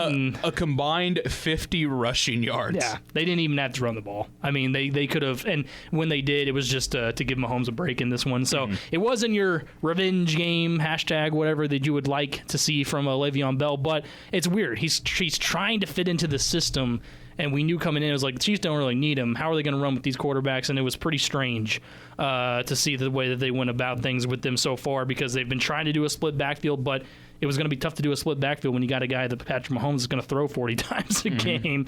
Let's go to the phone lines. Caller on the Afternoon Sports Drive. What you got for us? It's crazy to think that, when we talk about the adults in the room, just as a metaphor of things, but go back and you watch that game, and Adam Gase, his game plan was he figured that I think he figured that Kansas City might that Andy Reid might say, you know what, let's go ahead and let Le'Veon have a chance to get back at him a little bit. Now, of course, if they sold out to stop the run, then they're just going to take what they gave them. But Adam Gase's game plan, I promise you, was to, no matter what else happens, because there were a couple of times that in an NFL game, you never, ever, ever, unless it's Tennessee from, every now and then, see 8-9 men up there, and they're all playing the run, because you're just going to get smoked just like they did when you do that. Now, of course, the reason why I mentioned Tennessee is because you have to do that against Derrick Henry or you're going to get killed that way. But the point is, Adam Gase literally did that. He went in there and he had his team. I said, look, you guys are all playing with this guy, so let's don't let him come in here and show us up. Let's shut him down. So instead, you're giving up 30-yard touchdown passes left and right. And that, to me, is why Adam Gase is so terrible at what he does. Because he focuses on something like that, where it's like, oh, make sure I don't get a revenge game put on me here. It's like, oh, yeah, I should also maybe try to attempt to stop the pass as well. He gave up. He knew they weren't going to win that game, and the one thing he could maybe do is try to limit Le'Veon Bell from showing him up. But Adam Gase, I mean, he's the reason why this team is the way they are. I mean, sorry. A lot of it is his fault.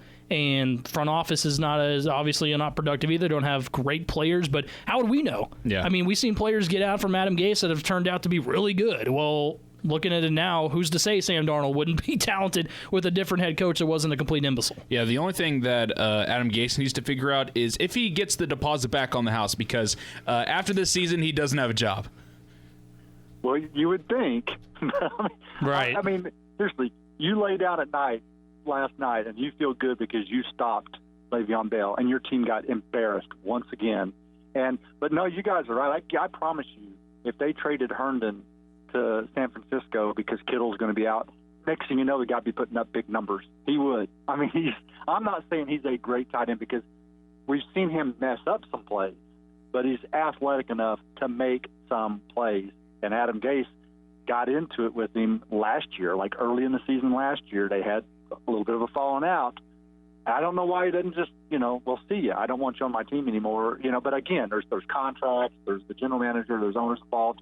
It's just weird how someone can just coach by emotion like what he does, and he's horrible, and he's still there.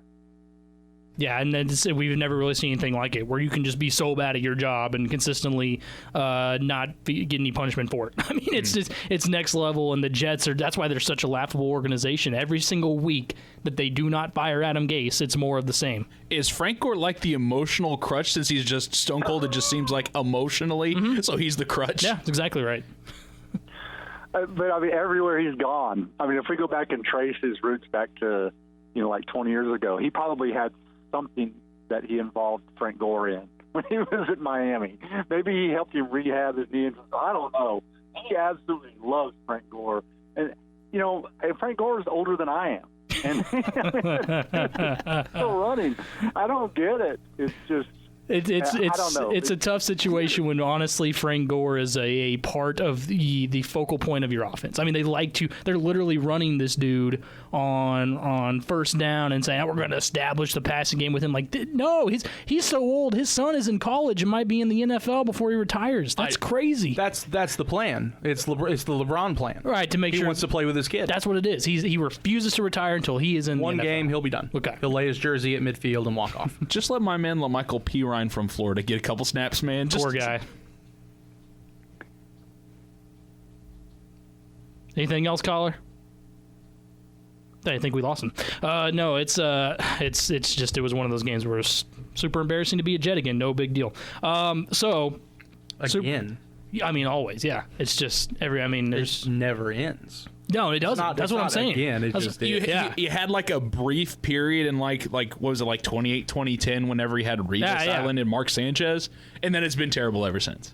Terrible ever since the butt fumble.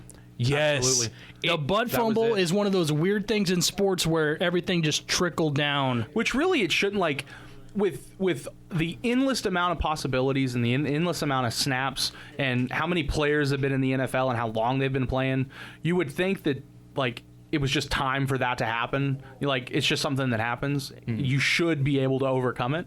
But it was like he just got inside his own head, and then that just the end of the franchise. Yeah, no, he couldn't get past it. It's one of those things where it can ruin you as a player. What they need to do, and I think Tom Dorado would agree with me on this, we need to get a bunch of rich oil workers in Oklahoma, business owners and whatnot, and they need to just purchase the jets. And we need to move them to Oklahoma City, a real Seattle Supersonics type of thing. Yeah. And you label them like the Thunder, the Lightning, real Oklahoma City Bison. Let's go. Yeah, the real. There you go. I like that. Real 1-2 combination, play off each other. And we have NFL. Or the thing that the NFL's been wanting to do for so long: ship them off to England, please. They've been wanting to do that for so long. Let's get our first team across overseas. Yeah. Right? Are you kidding me? They've been wanting that for so long. And then, it just makes the most sense. What also makes sense from that? They could play all their games, which their time would be fine, but our time would be like 6 a.m. No one would ever watch it anyway. You're basically just shipping them over. Especially if they play Dallas. Yeah, exactly. No one will really want to great transition, because I want to ask Levi about how bad the Cowboys are, man. This is you know what? It's so easy for me to come on every single week, and even when they're normal, okay, and go you punch a bag, man. Well, and for me it's easy to go Cowboys. I can every single week, even when they had Dak, pick apart why they were bad at that point, why they weren't good enough at that point. Even if they win, and find something the Dallas Cowboys didn't do right. They've scored less points in the last 3 games. Or maybe 2 games. I think it might be 3 games. 3. Then Dak Prescott scored in the 4th quarter of his last final game. Quarter. That is an absolutely unbelievable yikes. stat. That is so. At this point, I just feel bad. Like I don't even. Sorry for you. I really do. At least a bright spot. Trevon Diggs had 2 interceptions. Yeah, he's great. But doesn't matter when your third-string quarterback Ben DiNucci. Oh, hey, by the way, they dug up because everybody does. By the way, you guys we're all at the mercy of this. Someone's going to dig up something you tweeted back and bring it up to relevancy today. Mm-hmm. Ben DiNucci tweeted back in, I forgot how long ago it was now, back when Tony Romo was still playing and the St. Louis Rams were still like a thing. the 7th grade. Yeah, that's somewhere when he was in 7th grade, and said, Tony Romo is absolutely terrible. That was the tweet. And it got brought up, and they were like, hey, Ben, what about you? So they showed him in there, and it was, he was just they put him in a disaster situation, first of all. There's no way you're going to come in your first NFL start on Sunday night. I don't care if it is the Eagles, and they're bad as well. You're not going to have anything go your way, and that was the case. He looked really, really bad. And the problem that I've thrown this to Levi, Zach, and I don't know if you've ever seen it either, but this is to me in all sports. I can't remember the last time a player like Dak Prescott, a guy went down for the rest of the year, and literally from every aspect, every position, coaching, front office has just crumbled to this magnitude because it's everything. There are players on this Dallas Cowboys team that are good enough still. The wide receivers are deep. They're fantastic. Zeke, to me, he's really good, and he has just disappeared. So, and I just can't, I don't know if I've ever seen anything like it before, but this is, they're just so bad, and the bad part, even the worst part to me about it all, which honestly makes me sad for the NFL, is that they're going to still get a team in this NFC East is still winnable for them. Well, to be fair, though, I think that Dallas has had front office issues for the last 6, 7, 8 years. You know, that the consistency there is really just mind-blowing. But and not that Dak Prescott is the best quarterback in the NFL or, you know, one of the best quarterbacks to come out, you know, in the last 10 to 15 years, but Dak Prescott is a good quarterback. He does enough to get it done. He has enough to put you over the top game in and game out. So to me, it feels like enough to cover those issues. It's like, well, we know the house is on fire, but the sprinkler system is doing just enough to keep the flames in this one room. Or Levi, at least get them to 8-8, which right now they would kill for. Oh, yeah. And right now, going back to that sprinkler analogy, what just happened is somehow an ice storm hit and froze the sprinklers, and yet for some nature reason, the fire's still burning. It went through the ice, and somehow the house is just gone. It's just ashes. And I'm sitting here crying in the middle of a burnt house. This is fun. I still think at this point I am mostly disappointed in Zeke because the second he went down, they went to him and said, "You're going to be our guy, and everything's going to run through you, and we need leadership." This started back last season. It did. No, this is but right now is such an opportunity to expose it. You know, where there is no Dak. And he was going to lead the team at a running back position. He couldn't handle it. He couldn't handle it from the first game. He comes back and he fumbles twice against the Cardinals, and then last night he's non-existent. And you could tell the Cowboys were so desperate to make plays happen. They had a ton of wildcat snaps. They were trying to get Ben DiNucci from not throwing the football as much as they possibly could. They were desperate to try to win that game. Never had a chance. Which is crazy because Mike McCarthy is a good coach. He knows systems. He knows what to do. They have decent players. He was a good coach. And I'll say that. Well, it's like the New York Jets. Yeah. You know, you have good players, but you have a terrible coach. I think it's kind of like that. I think Mark McCarthy is a good coach. He just is in a no-win situation, at least right now. Yeah, it's a sad time over here. Just give us a prayer, and can we go into the story where we're all just cheering on Emmanuel Ogbah over there in Miami? That dude, he played really well. We'll get into him later on this week for sure. Because please look away from my pain for once. Yeah, he played really well yesterday against the Rams. Pity party. Pawnee pity. Oh my gosh, that's 3. That's Why? 3 Ps. Why? Can't stop. He can't help himself. Let's go to break. Yeah. Runaway train. That's right. When we come back, we will give you it's going to be a new segment that we introduced today called What We've Learned. And we all take a chance to give what we learned from the sports world. It can be about anything over this weekend. And we'll give you that to end up the show. Coming up here on the Afternoon Sports Drive, Triple Play Sports Radio Network with Patrick Wheeler, Zach Lancaster, and Levi Peckinpah. We're back after this.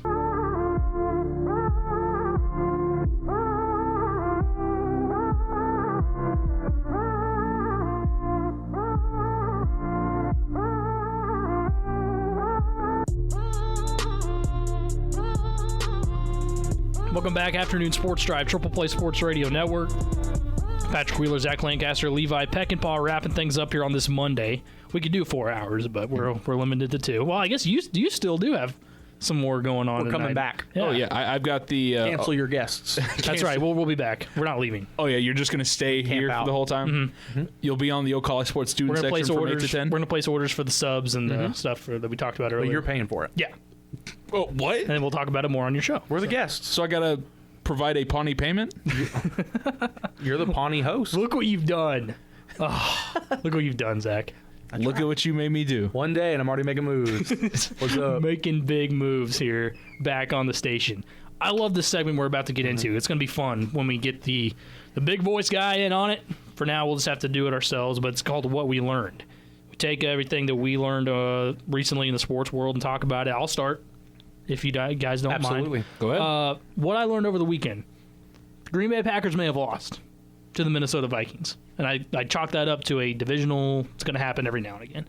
But Aaron Rodgers, still, to me, at what he's doing at this point and the throws he makes, it's to me, I'm not trying to compare him to Patrick Mahomes. I like to compare Patrick Mahomes to Aaron Rodgers. Dude making backpedaling throws, he is so consistent, even with one real weapon on offense, and he's just so fun to watch. And I'll add to that as well with Devontae Adams, the best wide receiver in the league. We came in talking about Michael Thomas and DeAndre Hopkins. Devontae Adams, route running, catching the football, touchdowns, red zone efficiency, making guys miss. He is next level. I can't get enough of watching Devontae Adams. Oh, by the way, thank you for letting me picking him up in fantasy. Thank you. People that look back in the first round had that opportunity, especially guys like me that grabbed Michael Thomas, who's played all of one game this year. Oh yeah, I'm so glad I had the strategy of him and Julio one by one. Yeah, no, the Packers are legit, man. I could see them if they had. And I know there's people that have right now, if you've listened to sports talk radio, they're mad because some guys are saying they need another weapon. Well, they do, but they also need offensive line help. They need defensive line help. But can you imagine one more? They were talking about interest, by the way, in Will Fuller from the Texans. You throw him on that team, go to the Super Bowl in the NFC. I love the Packers. I still love watching Aaron Rodgers to this day, man. Well, here's the thing: Allen Lazard has been a guy who's been stepping up to try to be a number 2 piece, and he's out. And he's out, yeah. So now you definitely need a piece that can go in there and be that guy. The thing is, I would almost rather have those picks and go for those offensive linemen and the defense. I'd rather cover up those bases than have to give some of those up later on down the line and go get Will Fuller. Yeah, I get that too. Zach, what'd you learn over the weekend? I learned that Oklahoma State's defense is elite, pretty legit. We knew they were talented against Tulsa. We saw what they did against West Virginia, what they did against Iowa State, Kansas, but they still had really yet to be tested. And I know that Texas is not broken record here. Texas is still not one of the best teams in the country, but they have some of the best athletes in the country. They held Texas to under 300 total yards. Now, 41 points, you say. There were several turnovers that were recovered in the red zone. 21 points off turnovers, not including a 100-yard kickoff return. Oklahoma State's defense was tested, and they came out on top with injuries. Now, hopefully, the Colby Harvell-Peel injury and Trey Sterling, hopefully that everything will kind of wash out and they'll be back. But this defense is really, really good. And every time they're tested, they come up big. Like we were saying with Trey, I was waiting for that knockout moment. I was like, how much can they actually do? How long can they stay out there and come up big play after big play after big play? And even the bonehead play was on special teams. The run into the kicker. It wasn't a defensive play. I mean, he was a defensive player, but it was a special teams play. So, yeah, Jim Knowles, Oklahoma State, Mike Holder, or if anyone's listening that knows Mike Holder, like personally, Mike Holder, you need to pay Jim Knowles whatever the man wants, because there's going to be teams coming to Stillwater trying to pull him away. Somebody bring me my money. And I think that's why so many people, when they saw this loss, were... When you look at college football playoff implications, because this was the team, like, if anything, you wanted it for their defense, Absolutely. man. The way they've been playing this year, and knowing that, like, maybe this helps, like you said, recruiting down the line and more defensive stars want to play at Oklahoma State, but right now is the time to strike with that defense. Absolutely. Oh, yeah. And I got two quick things because I know we're also running low on time. If you make seats for stadiums, don't make the backs of those seats easily detachable, because those will get solid piece. Yeah, because those will get thrown at players for no reason. Good job, guys. It was uncalled for, but when you upset the number 6 team in the country on the road, don't run to their student section to celebrate. I'm not condoning it, but it wasn't for nothing. Oh yeah, it wasn't for nothing, because there's going to be words, because if you're thinking of childish, it is just some players like to act childish, and when that happens, fans will do the same thing. And then the other one is, the Miami Dolphins might get a wild card spot, and I'm actually okay with that. It's not the Miami Dolphins team of last year that was so bad you had to close your eyes every time you saw like a glimpse of them coming on the television. But Tua Tagovailoa did okay when he needed to, but a little lethargic. It's mainly the defense, though. Right. If he was in a game where the defense and special teams dominated, and that's good sign for the Dolphins, I will say this. I was disappointed with Tua for the most part, but it makes me go back to Fitzmagic should have been this quarterback, okay? I was calling for Tua to take over this year, and I want him to eventually, still down the road, wanted him to. But you throw Ryan Fitzpatrick in that game, and it's even more of a blowout. The Rams, my gosh, on the other side, Jared Goff he's playing terrible. The Rams are just, man, they're so bad sometimes. But I'm with you. I think that if they it was weird timing. We knew that the bye week was going to be the case for Tua. But when he came in at that time, it was like, why? Fitzpatrick was playing good enough, and he was going against a Rams team that has, Aaron Donald on the other side that has a chance to destroy this dude before his career even takes off. Oh, yeah. It was a crazy day, and you're thinking, oh, my goodness, Aaron Donald might go in here and wreck this kid. But then what happened was you had the defense step up on the other end and just make a lot of great plays. I mean, like we were saying, Emmanuel Ogbah with the strip sack fumble for Andrew Van Ginkel to take it in. And then you had 2 interceptions from whether it was Eric Rowe or Christian Wilkins. Those guys were making big plays. And these were guys last year, you had no idea if they were going to be able to even make a roster the next year. So they continued to play great. And it just shows you that this team, still very raw, has a lot of potential. And if the Patriots are still kind of on rocky road, which it looks like it's just Cam Newton and nobody else, Cam Newton, Stephon Gilmore and nobody else, then I think they might be able to sneak into a wild card spot. There you go. Good stuff. It's been the Afternoon Sports Drive on the Triple Play Sports Radio Network. I'm Patrick Wheeler. That's Zach Lancaster. He's back in business here. We're going to keep it rocking and rolling. Back here tomorrow, same time. Levi, appreciate it as always. Again, your show at 8 o'clock tonight? Yep, it's 8 to 10, the O'Cauley Sports student section. All right, there you go. Make sure you tune in for that. For Zach and Levi, I'm Patrick Wheeler. We're back tomorrow.